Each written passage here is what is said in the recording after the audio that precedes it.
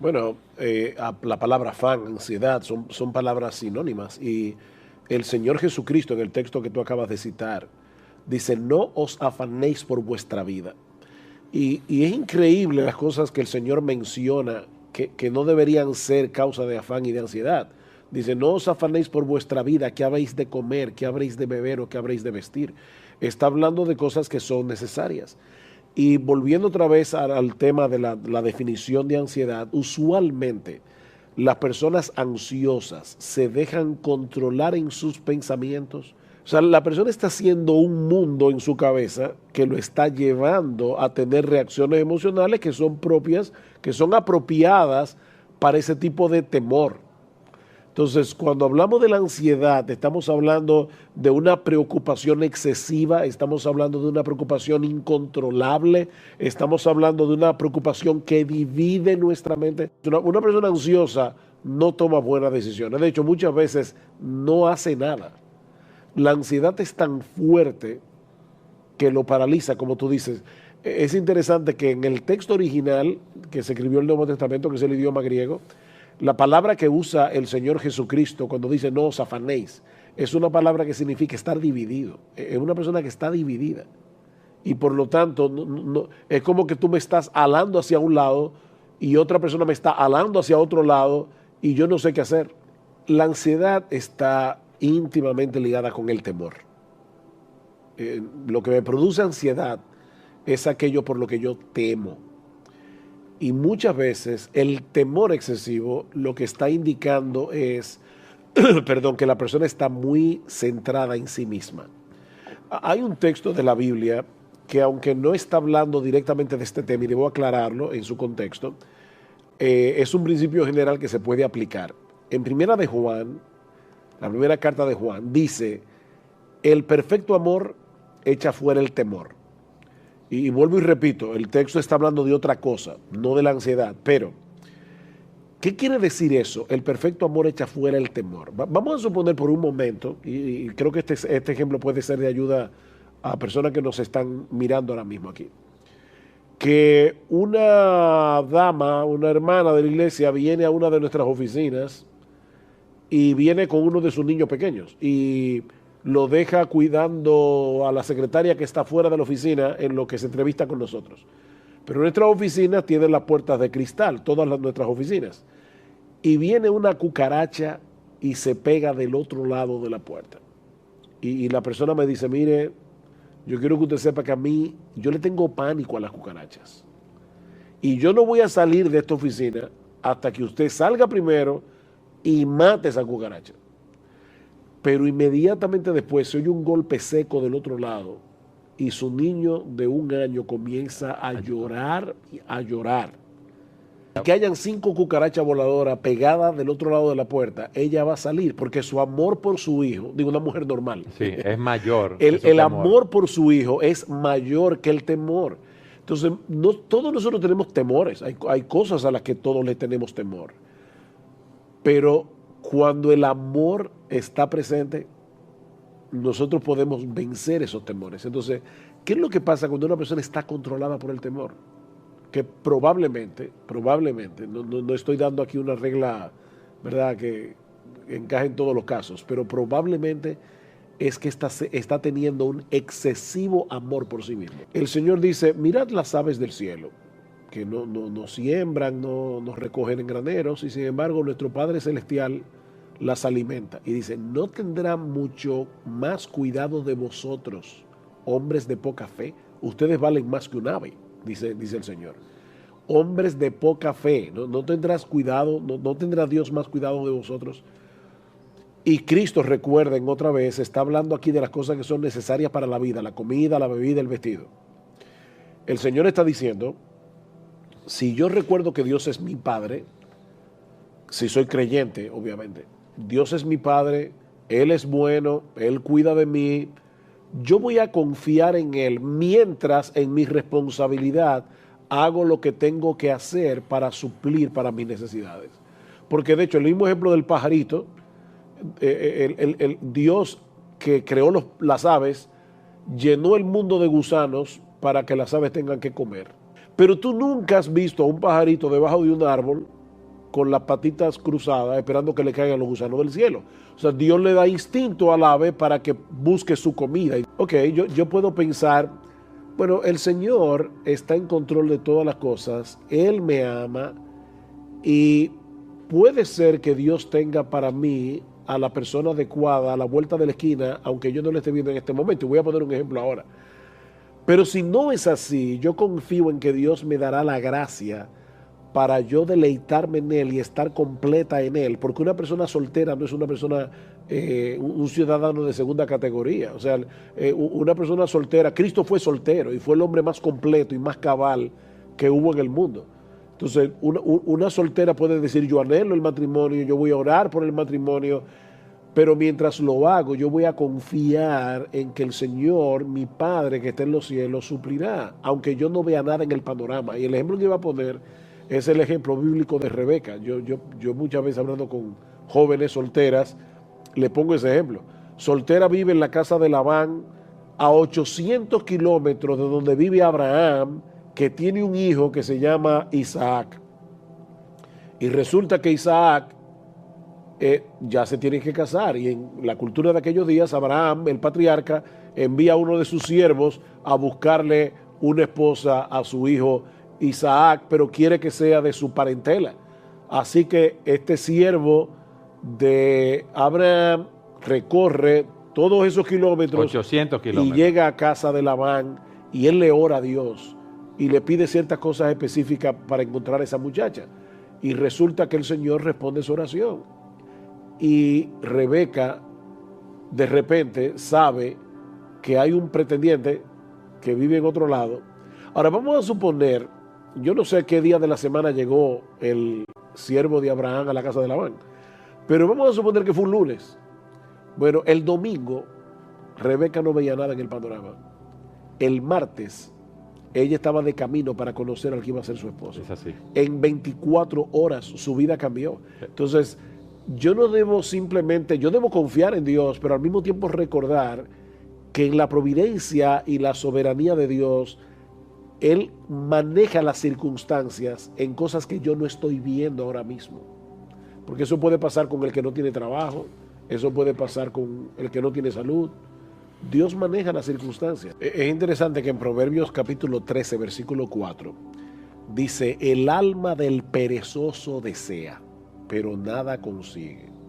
O sea, el perezoso no ha perdido su capacidad de desear estar en una mejor condición, pero no consigue nada. ¿Por qué? Porque es un perezoso. Él no planifica, él no hace nada. Pero dice el texto, pero el alma del diligente quedará satisfecha. Eso no quiere decir necesariamente que todos los planes del diligente se van a cumplir como él lo está pensando, pero va a quedar satisfecho porque él hizo lo que tenía que hacer, dejando en las manos de Dios los resultados de la empresa. Es lo que dice el texto de Santiago 4 que citaba Salvador ahora, que Santiago dice, vamos ahora aquellos que decís, vamos a ir a tal ciudad en el día de mañana y ganaremos, y en un año ya yo voy a tener tanto. Y dice, cuando tú no sabes lo que será del día de mañana, un elemento que no se ve en mi plan puede echar a tierra todo lo que yo planifiqué. ¿Saben por qué hay tantas personas en el mundo sufriendo crisis de ansiedad y de temor, incluyendo a muchos que profesan ser cristianos? Porque esta es una generación subjetiva, sumamente individualista y altamente egocéntrica. Esa es la maldición de esta generación. Y cuando una persona está demasiado centrada en sí misma, pendiente de sus propios sentimientos y emociones, el temor y la ansiedad serán un resultado inevitable. Lo triste, mis hermanos, es que en muchas iglesias, probablemente sin quererlo, se está llevando a los cristianos a estar demasiado enfocados en ellos mismos. Honestamente me dio pena, como pastor se lo digo, me dio pena que muchos de ustedes se perdieran la conferencia de la adoración.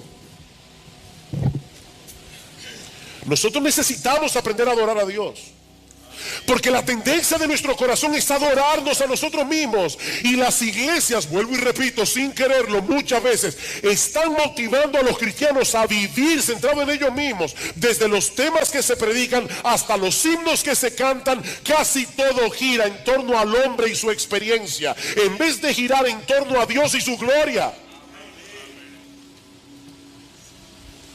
Decía Martin Lloyd-Jones, y eso hace unas décadas atrás, ya Lloyd-Jones murió en el 81, sí, estamos en el 2014, 2015. Decía Martin Lloyd-Jones que la mayor carencia en nuestra adoración y en la práctica de la fe cristiana es la falta de un sentimiento de asombro, un sentimiento de adoración y de alabanza. Estamos demasiado absortos en nuestro estado de ánimo, dice Lloyd-Jones, y por los beneficios que el evangelio puede reportarnos a corto plazo, en vez de preocuparnos más por entender mejor la esencia de ese evangelio y al Dios con el cual hemos sido reconciliados a través de la obra de Cristo. En palabras más sencillas, lo que estoy diciendo, mis hermanos, es que el cómo me hace sentir esto ha venido a ser mucho más importante a quién es ese Dios al cual yo adoro y en el cual confío. ¿Y saben lo que eso produce a la larga? Más egocentrismo, más subjetividad y más personas con problemas emocionales. Miren, mis hermanos y amigos que están aquí en esta mañana, nuestro ego es un eje demasiado débil para hacer girar toda nuestra vida en torno a él. ¿Oíste eso? Nuestro ego, nuestro yo, es un eje demasiado débil para que nuestra vida entera gire en torno a él. ¿Cuál es la solución? Escuchen una vez más lo que dice el doctor Martin Lloyd-Jones. En última instancia, la verdadera cura, y él era médico, de paso, doctor en medicina, y pastor, y teólogo. Dice el doctor Martin Lloyd-Jones, en última instancia, la verdadera cura para la mayor parte de nuestros males subjetivos es sentirnos tan extasiados ante la hermosura y la gloria de Cristo, que no nos quede tiempo para pensar en lo más mínimo en nosotros mismos. Esa es la cura. Piensen por un momento en la visión que tuvo Isaías en el capítulo 6. Yo sé que Bill Brandenstein habló de ese pasaje el domingo pasado. Dice que en el año que murió el rey Usías, Isaías vio al Señor, una visión, sentado sobre un trono alto y sublime. Sus faldas llenaban el templo. Por encima de él había serafines. Y oía Brandenstein decir el domingo pasado, no eran ángeles chovi como los que aparecen en las pinturas renacentistas. Esos angelitos gorditos, no, estos ángeles no eran chovi, eran terribles. Era la contemplación de algo como para que una gente se cayera muerto ahí. Serafines. Cada uno tenía 6 alas, con 2 cubrían su rostro, con 2 cubrían sus pies, con 2 volaban y el uno al otro daba voces diciendo: Santo, Santo, Santo, Jehová de los ejércitos. Y otro grupo de serafines les respondía: toda la tierra está llena de su gloria. Y los quiciales de las puertas se estremecieron con la voz del que clamaba, la casa se llenó de humo. ¿Ustedes creen que después de esa experiencia Isaías estaba preocupado porque tenía unas cuantas libras de más?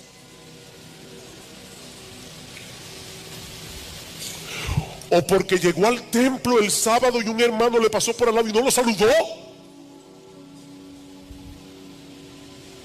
Mis hermanos, cuando un hombre adquiere la perspectiva de Dios que tuvo Isaías, las cosas triviales desaparecen. Nosotros somos una generación que vive absorta en cosas que son estúpidas y que son triviales y que no valen la pena.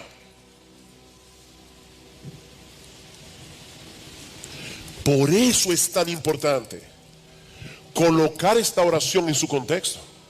Al final del discurso del aposento alto, ¿ustedes recuerdan cuál era el problema de los discípulos esa noche? Ellos estaban confundidos, ellos estaban turbados, porque Jesús se iba. Y el Señor les hace ver en el discurso que su partida era necesaria para el beneficio de ellos.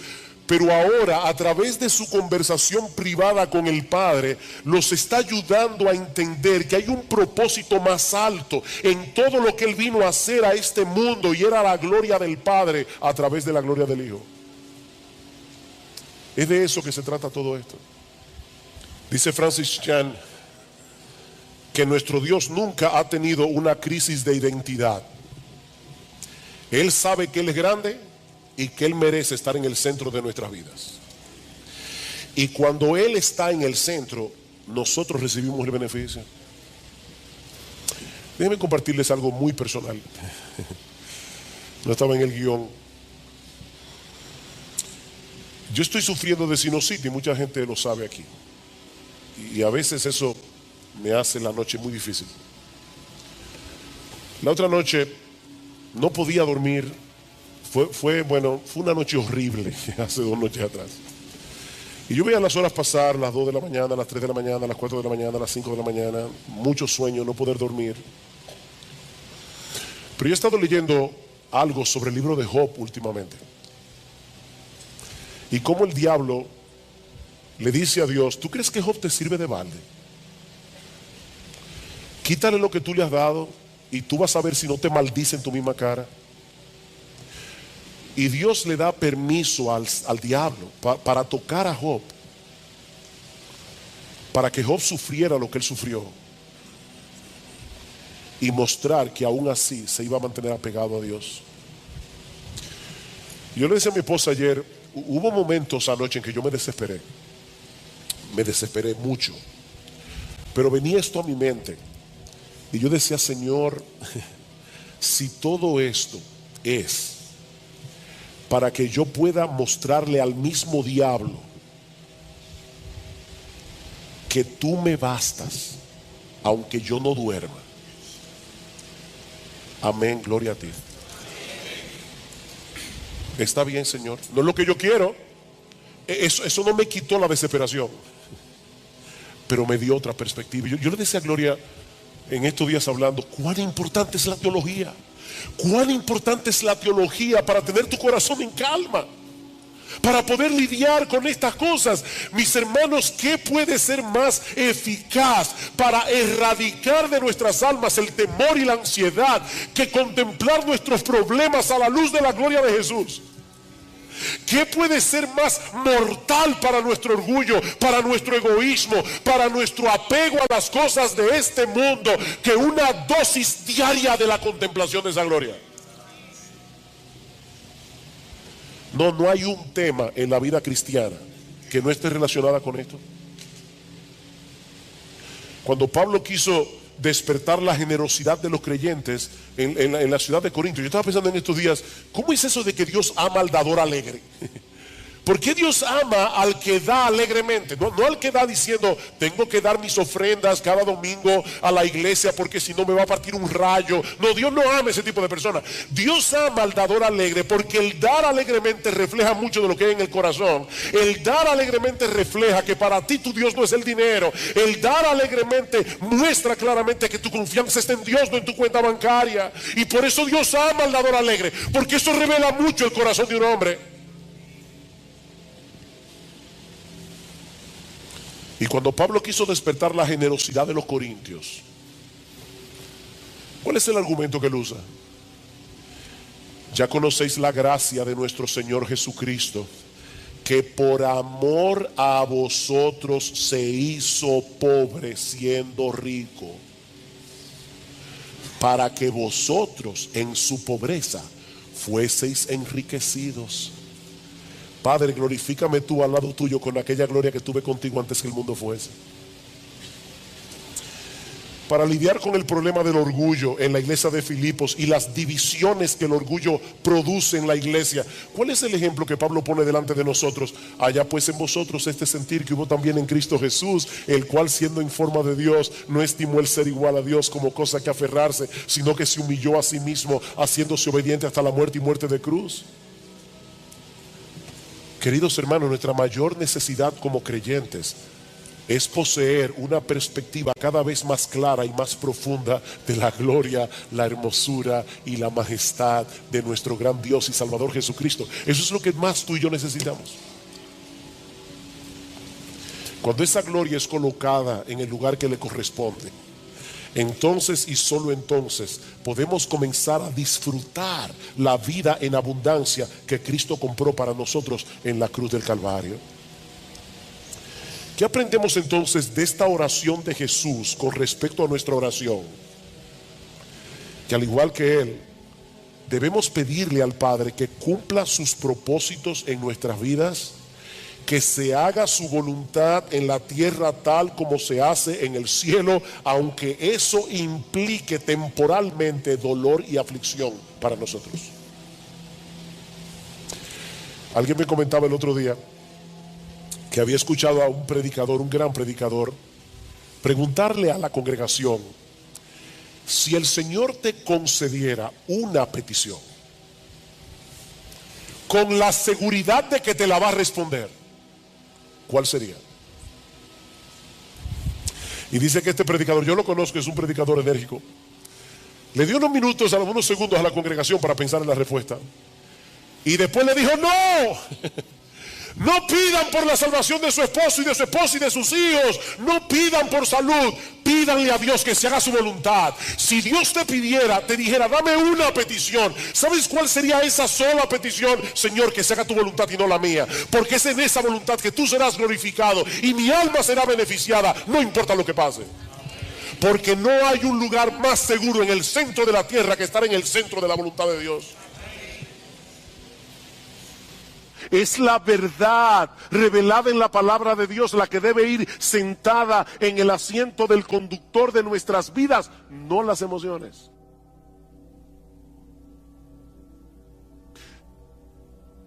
Imagínate que tú pecas contra Dios en cualquier cosa y tú sabes que pecaste. El Espíritu Santo te redarguye de pecado. Tú le pides perdón a Dios. Déjame hacerte una pregunta, que quiero que respondas allí donde estás en tu corazón. ¿Cuántas veces tú has pecado contra Dios, le has pedido perdón por tus pecados y sigues sintiéndote culpable? ¿Cuántas veces? ¿Cuántas veces tú pecas contra Dios, pides perdón, y todavía hay una voz dentro de ti que te dice: qué fácil, después que hiciste lo que te dio la gana, ahora tú quieres venir delante de Dios para que te perdone? Aquí las emociones nos están traicionando, porque la Biblia dice que si confesamos nuestros pecados, Él es fiel y justo para perdonar nuestros pecados y limpiarnos de toda maldad. ¿A quién tú le vas a creer? ¿A tu aparato emocional que te hace sentir no perdonado, o a la promesa de Dios de que si confesamos nuestros pecados, Él es fiel y justo para perdonar nuestros pecados y limpiarnos de toda maldad? La palabra de Dios está por encima de nuestras emociones. Es que Dios ha dicho claramente que Él nos perdona cuando nosotros confesamos nuestros pecados. No debemos sentar las emociones en el asiento del conductor. Mis hermanos, si no nos mantenemos predicándonos a nosotros mismos estas verdades, no vamos a poder mantener un saludable control de nuestra vida emocional. Salmo 103, versículo 2. Estaba leyendo este salmo ayer. Bendice, alma mía, a Jehová, y bendiga todo mi ser su santo nombre. Bendice, alma mía, a Jehová, y no olvides ninguno de sus beneficios. Él es quien perdona todas tus iniquidades. Él es el que sana todas tus dolencias. Él es el que perdona todas tus iniquidades. Pero lamentablemente muchos creyentes olvidan este aspecto fundamental de la vida cristiana. Como dice Sinclair Ferguson, nuestro problema es que pensamos con nuestros sentimientos, no con la cabeza. Nosotros pensamos con el corazón, pensamos con los sentimientos. Tengo que poner otro ejemplo. ¿Qué debe hacer un creyente que no siente gozo en Dios? ¿Alguna vez has venido a la iglesia y estás cantando y tú tienes el corazón como un témpano de hielo? ¿Eso nunca te ha pasado? Te felicito. A mí me ha pasado. ¿Y saben qué es hablando en buen dominicano, lo que da más cuerda cuando uno está así? Tener un hermano al lado que está encendido en fuego. Uno está aquí tratando de alabar a Dios, pero uno sabe que está con el corazón como un témpano de hielo. Y el hermano que está aquí al lado, él está en el cielo. ¿Qué debe hacer un creyente en esa situación? Él debe, una de las cosas que él no debe hacer, es fingir una emoción que él no tiene. No hagas eso es mentira. Pero una de las cosas que tú debes hacer es recordarte a ti mismo que Dios sigue siendo nuestro gozo y aceptarlo por fe. Aunque en ese momento no estés sintiendo nada, Dios sigue siendo nuestro gozo y yo debo aceptarlo por fe. Tu gozo no va a retornar pensando en el gozo o deseando el gozo, sino enfocándote en las verdades acerca de Dios reveladas en su palabra. Es mirando a Dios, no al gozo. No persigas al gozo, persigue a Dios. ¿Cómo yo persigo a Dios? Enfocando mi mente en lo que Él me ha dicho que Él es en su palabra. Y yo voy a comenzar a recordar atributo tras atributo tras atributo de lo que Dios revela de sí mismo en su palabra hasta que mi corazón comience a arder otra vez. Y puede ser que eso no pase inmediatamente. Eso puede tomar horas, eso puede tomar días. Pero nosotros vamos a estar luchando con el ángel hasta que Él nos bendiga. ¿Te sientes temeroso porque tú no tienes el control de muchas cosas que pueden ser una amenaza eventual en tu vida? Recuerda que nuestro Dios es grande y todopoderoso.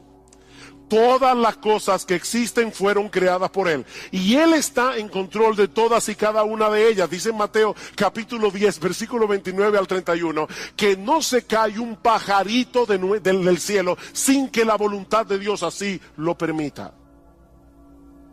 ¿Saben lo que ocurre cuando no confiamos en el control soberano de Dios?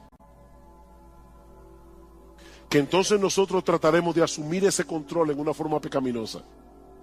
Ya sea tratando de dominar por la fuerza a los demás o de manipularlos. La manipulación no es más que un intento de tomarle a Dios el control. Yo quiero controlar a las personas a mi alrededor. Otro ejemplo. ¿Te has dado cuenta que muchos de los pecados que nosotros cometemos tienen que ver con nuestro afán de obtener la aprobación de otros? ¿O por temor a que otros te rechacen? ¿Tú te has dado cuenta de ese movimiento de tu corazón? La Biblia le llama eso temor a los hombres. Y en Proverbios capítulo 29, versículo 25, dice que el temor a los hombres es como un lazo que nos esclaviza. Ese es un problema muy común que se manifiesta de muchas maneras. Por ejemplo, susceptibilidad a la presión de grupo. Necesitar que las personas me den algo, cariño, respeto, admiración, preocupación por nuestra autoestima. Llenarte de compromisos porque no sabes decir que no. Eso es temor a los hombres. pequeñas mentiras para lucir bien delante de los otros, compararte con otras personas, sentir temor de compartir el evangelio. Eso es temor a los hombres. ¿Cómo podemos lidiar adecuadamente con el temor a los hombres? Bueno, la psicología humanista nos aconseja aumentar nuestra autoestima, y lamentablemente muchos creyentes han caído en esa trampa. Pero eso no resuelve el problema, sino que lo complica. Porque en realidad la baja autoestima no es otra cosa que una elevada autoestima disfrazada. ¿Tú oíste eso? La baja autoestima es una elevada autoestima disfrazada. Déjeme explicar eso, porque sé que veo la cara de algunos mirándome así como con una cara de signo de interrogación.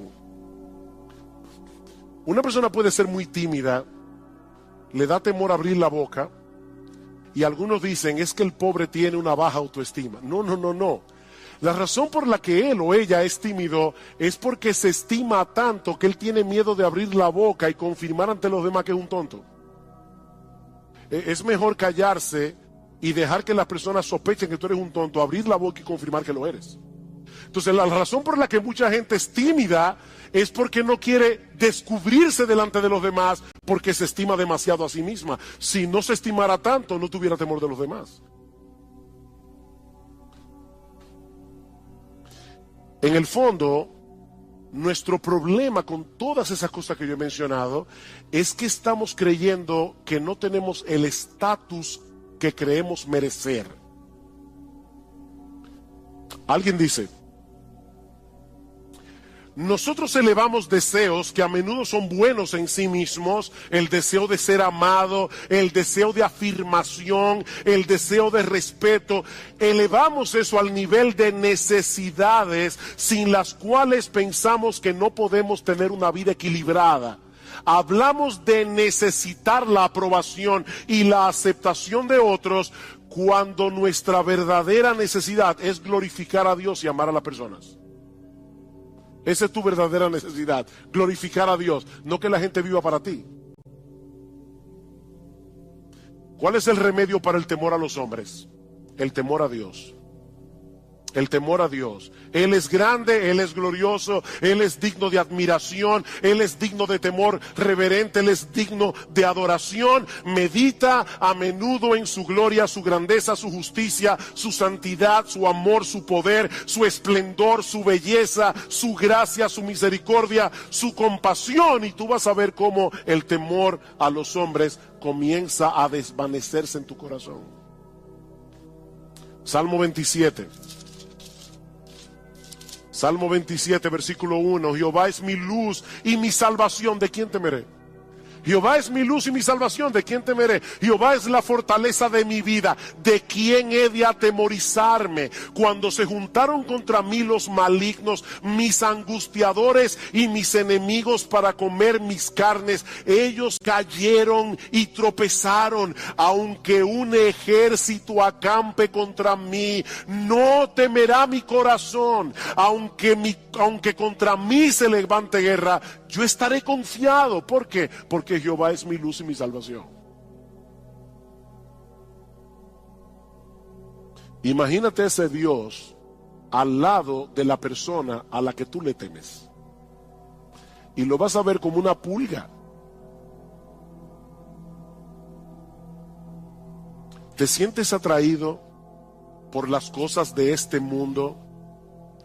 Y se te está haciendo difícil decir que no a esas cosas porque te prometen emociones como deleites, placer, alegría.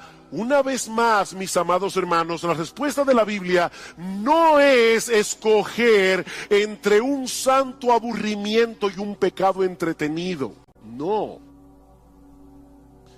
La Biblia nos invita más bien a buscar ese deleite, ese placer, esa alegría en el único lugar donde realmente puede ser hallado, en Dios mismo. En Dios mismo. ¿Recuerdan ustedes lo que Cristo le dijo a la mujer samaritana? El que bebiere de esta agua volverá a tener sed, mas el que bebiere del agua que yo le daré no tendrá sed jamás, sino que será en él una fuente de agua que salte para vida eterna. ¿Qué es esa fuente de agua? ¿Saben qué es esa fuente de agua? Dios mismo. Es el Espíritu Santo morando en nuestro interior. ¿Y cómo lo sabemos? Porque más adelante en Juan capítulo 7, versículo 37 al 38, escuchen lo que dice el Señor Jesucristo. En el último y gran día de la fiesta, Jesús se puso en pie y alzó la voz diciendo: si alguno tiene sed, venga a mí y beba. El que cree en mí, como dice la Escritura, de su interior correrán ríos de agua viva. ¿Qué le dijo a la samaritana? El que bebiere de esta agua volverá a tener sed. El que bebiera del agua que yo le daré no tendrá sed jamás, sino que será en él una fuente de agua que salte para vida eterna. ¿Cuál es esa fuente de agua? Versículo 39. Esto dijo del Espíritu que habrían de recibir los que creyesen en él. Es Dios por su Espíritu morando en nuestro corazón. Es una fuente de agua que salta para vida eterna. Los deleites de este mundo no perduran. Nosotros fuimos creados para disfrutar de un deleite más profundo y perdurable, el deleite de conocer a Dios y de tener comunión con Él. Alguien decía que cada vez que nosotros pecamos, es porque pensamos que el placer del pecado es real y que el gozo en Dios es insustancial o distante. Pero lo cierto es, oigan esto hermano porque es importante, es exactamente al revés. Cada gozo que experimentamos en esta vida es una sombra de la fuente de todo gozo que es Dios mismo. Cada gozo que tú experimentas es una sombra del verdadero gozo que se encuentra en Dios. Pero nosotros somos los que ejercemos fe. Es por eso que Pablo nos exhorta en Efesios capítulo 6 a tomar el escudo de la fe con el cual podamos apagar los dardos de fuego del maligno. Somos tú y yo que tomamos la armadura. La armadura es de Dios, pero somos tú y yo que usamos la armadura. Y eso es precisamente lo que aprendemos de este pasaje. Esta historia tan conocida y narrada en una forma tan sencilla en el Evangelio de Mateo contiene algunas enseñanzas muy profundas acerca del ejercicio de la fe en medio de las pruebas. Y yo no quiero concentrarme en todos los elementos de la historia, sino solamente en eso. La fe en medio de las pruebas. Tanto Marcos como Lucas nos dicen que el Señor deseaba cruzar al otro lado del mar de Galilea. El Señor había estado llevando a cabo un ministerio muy intenso, un ministerio muy agotador, y el otro lado del mar era más tranquilo porque era más despoblado. Mis hermanos, nunca debemos olvidar que Jesús era verdadero Dios, pero que también era verdadero hombre. El Señor estaba cansado, estaba agotado. El mar de Galilea es un lago de agua dulce, relativamente pequeño, así que se puede atravesar de un lado a otro en un tiempo relativamente breve. De hecho, hace unos años tuve la oportunidad de estar en el mar de Galilea y uno puede ver fácilmente todos los contornos del mar estando allí.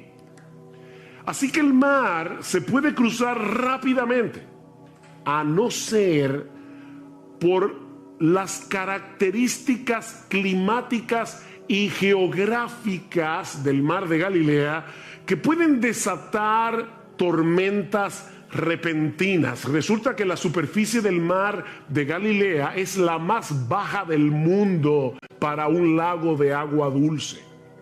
De manera que cuando las corrientes de aire frío descienden de las colinas que rodean del lago y chocan con el aire caliente de la superficie, se pueden provocar tormentas repentinas, que son un verdadero desafío, aún para marineros experimentados, como era el caso de los apóstoles. Y eso fue precisamente lo que ocurrió esa noche. Vean otra vez versículo 23. Cuando entró Jesús en la barca, sus discípulos le siguieron y de pronto se desató una gran tormenta en el mar, de modo que las olas cubrían la barca, pero Jesús estaba dormido. Marcos nos dice en su evangelio que se desató una mega tormenta, un mega huracán, dice el texto literalmente, que en asuntos de minutos puso a la barca al borde del naufragio. Las olas eran tan altas y golpeaban con tal violencia que el bote se zarandeaba de un lugar a otro. Yo no sé si ustedes alguna vez han visto esos, lo que nosotros llamamos muñequitos, en otros países le llaman cartones animados, donde de repente el agua se convierte como en un puño y comienza a golpear la barca. Bueno, lo que los discípulos estaban experimentando esa noche era un puño de agua golpeando la barca una y otra vez. Los discípulos sabían que ellos estaban en un serio problema, humanamente hablando. Era una situación desesperada, era una situación sumamente peligrosa. Y seguramente muchos de ustedes se han sentido así alguna vez, o puede ser incluso que estén atravesando por una situación similar en este mismo momento. Nadie está exento de las dificultades que surgen viviendo en un mundo caído. Y por eso, mis hermanos, es que es tan importante entender la naturaleza de las pruebas para luego ver cómo nosotros debemos ejercitar fe cuando estamos en medio de una prueba. Así que veamos en primer lugar la naturaleza de las pruebas tal como Dios nos lo revela en este pasaje. Y lo primero que aprendemos de este texto es que las pruebas son controladas y enviadas por Dios con un propósito. Las pruebas son controladas y enviadas por Dios con un propósito. Ya les decía que no era nada extraño que en este mar se formaran tormentas repentinas, pero mis hermanos, Dios es soberano. Él lo controla todo, incluyendo los fenómenos de la naturaleza. Él puede impedir que cosas como estas sucedan, pero ¿saben qué? Muchas veces Dios decide no impedirlo. Dios decide no impedirlo. Yo sé que fue un error de un obrero que estaba impermeabilizando nuestro techo este jueves en la tarde, pero mis hermanos, ese error de un obrero estaba en las manos del Señor. El hecho de que esa noche cayera un aguacero, nosotros lo escuchábamos fuera de la habitación y decíamos, está cayendo el cielo. Hacía muchos días, meses, que nosotros no veíamos un aguacero así. Bueno, ¿pudo haber impedido Dios que lloviera de esa manera precisamente cuando el techo tenía un problema? Por supuesto que sí. Por otro lado, también es cierto que Jesús estaba cansado. Mis hermanos, Jesús no estaba simulando que estaba dormido. En su naturaleza humana, él no pudo resistir el cansancio tan grande que tenía. Para los discípulos, era como de repente ver a Superman envuelto en kriptonita. O sea, el Señor está ahí completamente agotado. Era tal el agotamiento de Jesús que ni el ruido de las olas ni el movimiento de la barca pudieron despertarlo. Él estaba completamente exhausto.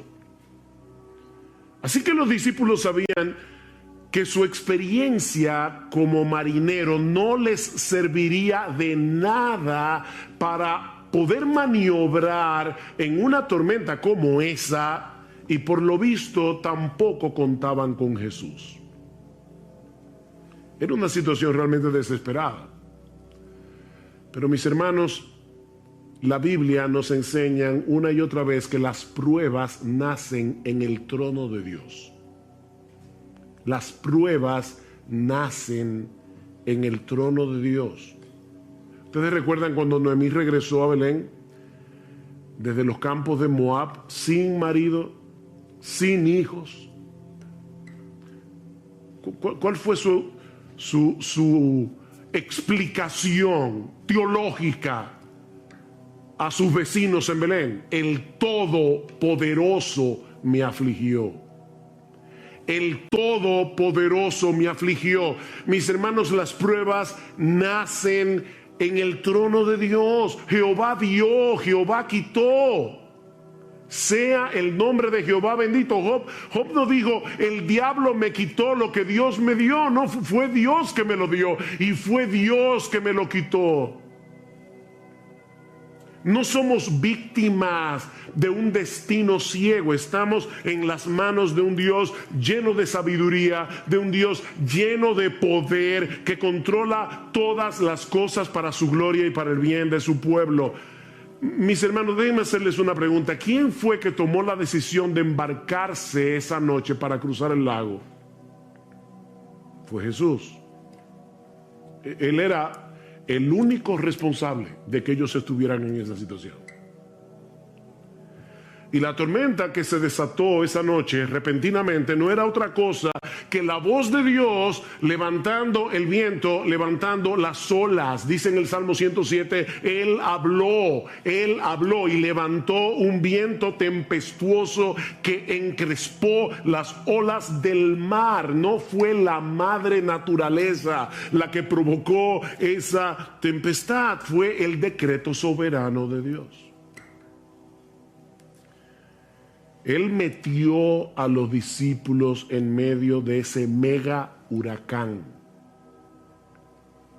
porque quería enseñarles algo acerca del poder y la autoridad del Señor Jesucristo. Así que, mi hermano, si tú estás ahora en medio de una prueba, sea grande, sea pequeña, tal vez no es un mega huracán,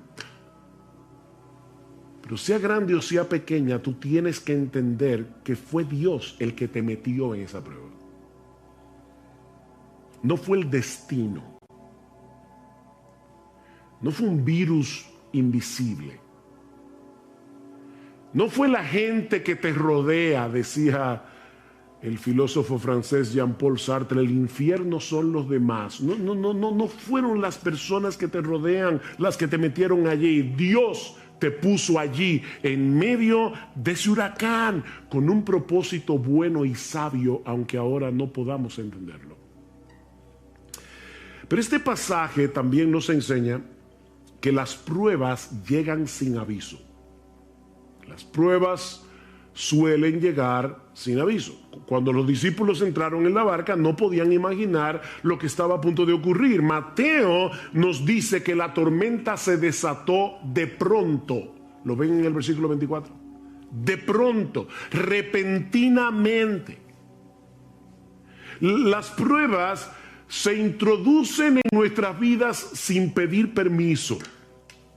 Por eso es que Santiago dice, amados míos, tened por sumo gozo cuando os halléis en diversas pruebas. Y la idea es, cuando ustedes se encuentren de repente en diversas pruebas, nosotros quisiéramos que las pruebas vinieran como espaciadas, ¿verdad? Que viniera una hoy, otra el año que viene. Pero dice Santiago, no, a veces tú tienes una prueba y luego vienen 25 juntas. Cuando os halléis en diversas pruebas, o como dice el texto literalmente, pruebas de diversos colores. Y desde nuestro punto de vista, las pruebas siempre llegan en el momento más inoportuno. Yo siempre me pregunto cuando escucho a la gente decir, wow, este era el peor momento para tener un problema económico, o este es el peor momento para yo enfermarme, este era el peor momento para tener una cirugía no planificada. ¿Cuándo es el mejor momento para tener un problema económico? ¿Cuándo es el mejor momento para tener una enfermedad incurable? Las pruebas llegan desde nuestro punto de vista en el momento más inoportuno. Pero mis hermanos, lo que a nosotros nos toma por sorpresa nunca sorprende a nuestro Dios. Porque Él es el que decreta las pruebas, como vimos ya. Y Él las supervisa para que no lleguen más allá de lo que nosotros podemos soportar. Él es que las supervisa para nuestro bien, como los montes rodean a Jerusalén. Salmo 125, así el Señor rodea a su pueblo desde ahora y para siempre. Nada me puede tocar sin pasar por la supervisión de Dios. Wow, qué glorioso eso. Pero aprendimos también de este pasaje que las pruebas sacan a flote las corrupciones de nuestro corazón. Las pruebas sacan a flote lo peor de nosotros. Los días previos a ese incidente, si ustedes pueden leer luego en sus casas Mateo capítulo 8 completo, se van a dar cuenta que Jesús había estado haciendo milagros sorprendentes. Por ejemplo, Mateo 8, 1 al 4, la curación de un leproso. Versículo 5 al 13, la curación a distancia del criado del centurión. Ni siquiera Jesús tuvo que ir a tocarlo. No, fue a distancia. La curación de la suegra de Pedro en el versículo 14. Y yo me imagino que en ese momento los discípulos se sentían campeones de la fe. Cuando uno ve a Jesús haciendo todo eso, tal vez ellos pensaban, mira, ahora mismo no importa lo que pase, yo confío en ese hombre. De hecho, es interesante ver en el texto que cuando otros veían las demandas del Señor como muy altas, recuerdan cuando le decía, síganme, y uno decía, espérate, deja que vaya en tierra a mi padre, o espérate que yo tengo una cosa que hacer, o no sé qué. Cuando otros estaban poniendo excusas para seguir a Jesús, vean lo que dice el versículo 23, cuando entró Jesús en la barca, sus discípulos le siguieron. Mientras otros veían difícil seguir a Jesús y ponían excusas para seguir a Jesús, los discípulos no. Así que probablemente en ese momento ellos se sentían campeones de la fe. Pero ¿qué tan fuerte era esa fe? No había manera de saberlo si no era en medio de la prueba. Abraham no sabía qué tan fuerte y sólida y vigorosa era su fe hasta que Dios le pidió que sacrificara a Isaac. Ezequías fue un buen rey de Israel. Enfermó, le oró a Dios que lo sanara, Dios lo sanó. Y probablemente en ese momento se sentía fuerte en su fe. Llegaron unos embajadores de Babilonia y el orgullo de Ezequías salió a flote inmediatamente.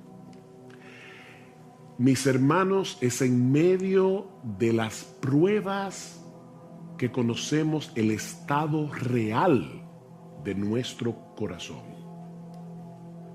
Nuestra fe será probada por el fuego, dice en Primera de Pedro capítulo 1, versículo 7. Tiene que ser probada por el fuego. ¿Qué hace el fuego? El fuego licúa el oro y al licuarse, como es un metal pesado, eso hace que la basura salga a flote y entonces el orfebre comienza a purificar el oro. Pero tiene que ser por medio del fuego. Yo estoy seguro que a nadie le gustaría ir a una joyería, comprar una prenda pensando que es de oro y después resulta que era de hojalata. El oro tiene que ser probado y se prueba con fuego.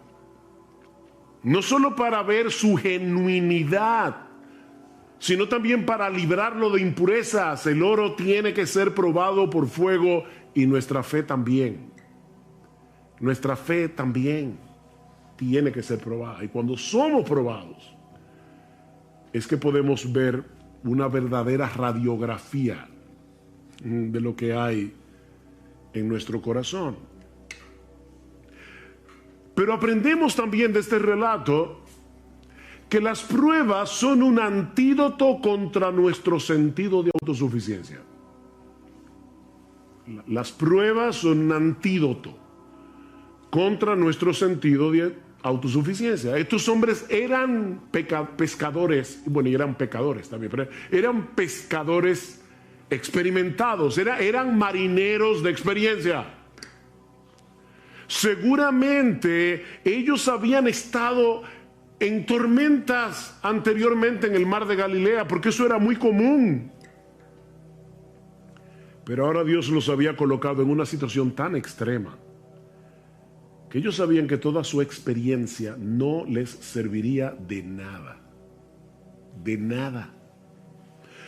Mis hermanos, Dios usa las pruebas para llevarnos a descansar únicamente en Él, para destruir nuestro sentido de autosuficiencia. Pablo dice en 2 Corintios capítulo 1, versículos 8 al 9, que Dios los puso en una situación tal cuando ellos estaban en Asia Menor, que Pablo dice, nosotros tuvimos temor de morir, pensamos que no íbamos a conservar la vida, y Dios hizo eso, escuchen lo que dice Pablo, a fin de que no confiáramos en nosotros mismos. Pablo, el gran apóstol Pablo, está diciendo, en otras palabras, yo tengo la tendencia, igual que todos los demás, a confiar en mí mismo. Y Dios envió esta prueba para que no confiáramos en nosotros mismos.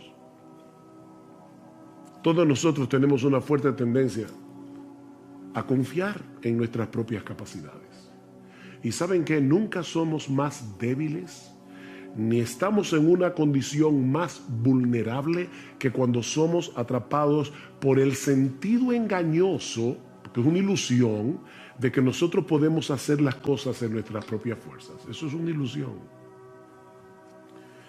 Pero cuando estamos en medio de las pruebas, percibimos más claramente lo frágiles que somos, y eso nos mueve a buscar nuestro refugio únicamente en Dios. Por eso es que Pablo dice en esa misma carta al final, 2 Corintios 12, por tanto, de buena gana me gloriaré en mis debilidades, para que repose sobre mí, para que tabernaculice sobre mí, para que el poder de Cristo haga una tienda de campaña sobre mí, es lo que está diciendo Pablo, por lo cual, por amor a Cristo, me gozo en las debilidades, en afrentas, en necesidades, en persecuciones, en angustia, porque cuando soy débil, entonces soy fuerte. Cuando soy débil. Nunca estamos en una mejor condición espiritual que cuando percibimos que se acaban nuestras fuerzas, que ya no tenemos otra opción que ampararnos en el poder de la gracia de Dios.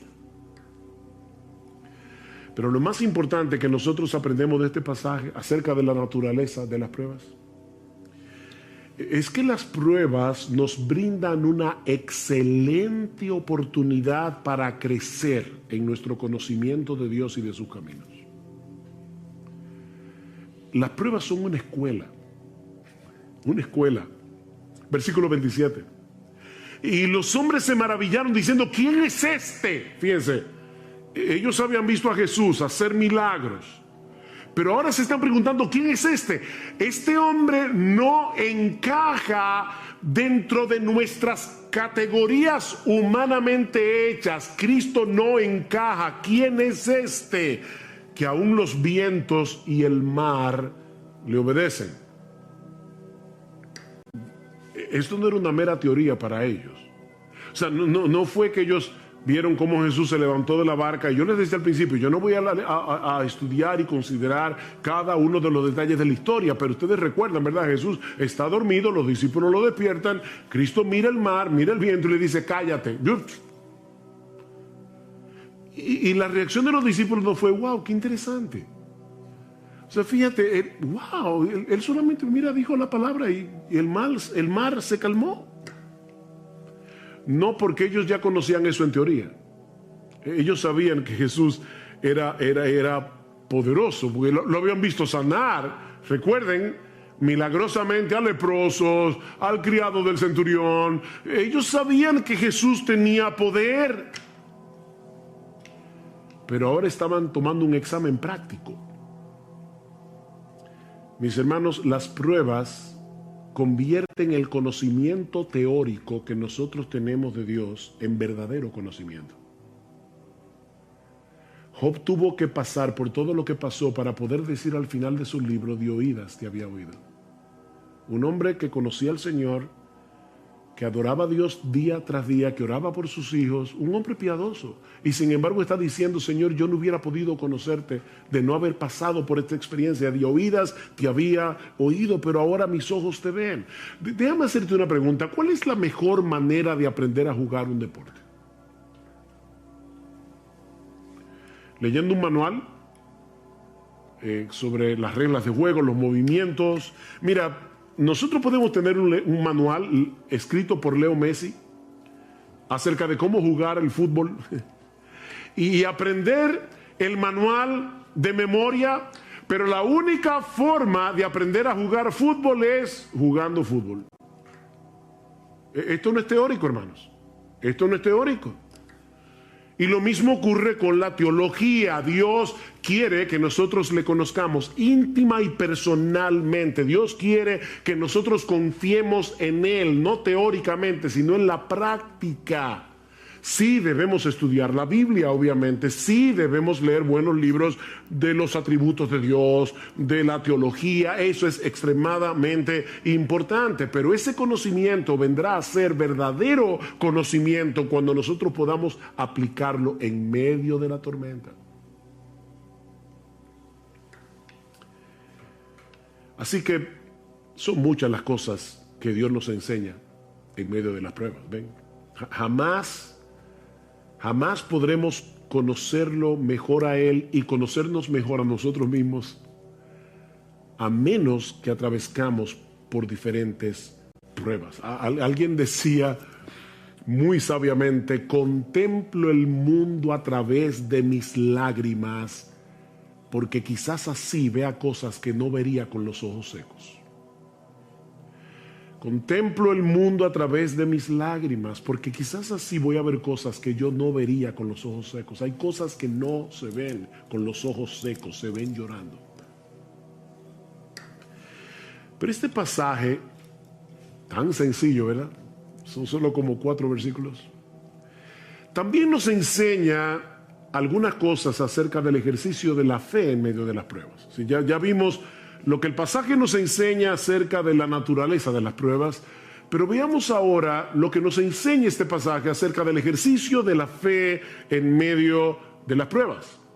Esa noche, los discípulos se dejaron controlar por el miedo, se dejaron controlar por la angustia, a tal punto que no solo pusieron en dudas el poder de Jesús, sino también su amor y su cuidado.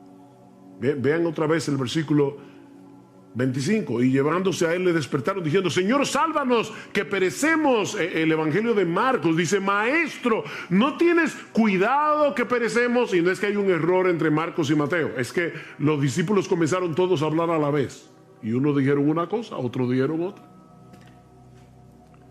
Pero el punto es que ellos estaban tan llenos de miedo que perdieron de vista lo que implica tener a Jesús en la barca. Ellos perdieron eso de vista. Y algunos pudieran pensar: bueno, pastor, pero óyame, no era para menos. No, Cristo tenía una evaluación muy diferente. ¿Por qué estáis amedrentados, hombres de poca fe? Hay al menos 2 cosas que nosotros aprendemos de esa respuesta de Jesús a los discípulos. La primera es que la fe rehúsa dejarse dominar por el miedo. La fe rehúsa dejarse dominar por el miedo. La pregunta del Señor puede parecer un tanto extraña en medio de una situación tan extrema, ¿verdad? ¿Por qué tenéis miedo? ¿Cómo que por qué? Pero es que tú no estás viendo el espectáculo. ¿Cómo que por qué tenemos miedo? Nosotros, ¿verdad?, nos identificamos con los discípulos porque de haber estado allí probablemente habríamos experimentado lo mismo.